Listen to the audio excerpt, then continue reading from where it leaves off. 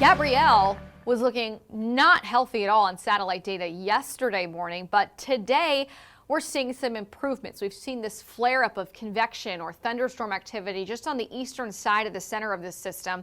It was battling a lot of wind shear yesterday. It was battling a lot of dry air as well. We're seeing the wind shear coming down a bit today. We're also seeing the dry air, at least coming down on the eastern side. We still have some dry air. I'll show you the picture of that. Here's our wind shear graphic. You can see yesterday at this time we were watching all these areas of that kind of green shade. That was pretty strong wind shear for that territory. And then dry air. Let's look at the air moisture map. You can see where the convection is, the thunderstorm activity is. We've got pretty moist air.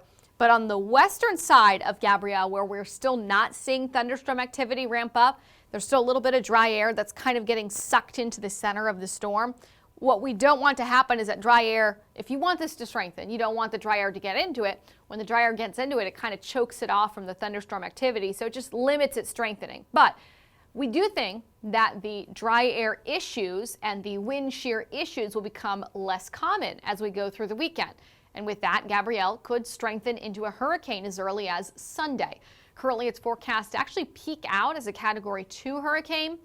But this is getting hooked and curved around a big ridge of high pressure in the Atlantic. So with that being said, the western side of it may have a few impacts for Bermuda, but here on the East Coast, this storm is far enough out to where we don't really see a major impact.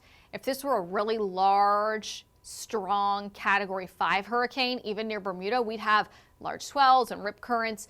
If it's east of Bermuda, we start to see less impacts the further away that it is from us, but we'll be watching that. We're also watching this, another tropical wave coming off the west coast of Africa that has a 20% chance of development over the next 7 days. Remember, hurricane season keeps going until the end of November, and historically, we've still got about 55% of activity in the Atlantic that comes after this date on the calendar. So a long way left to go.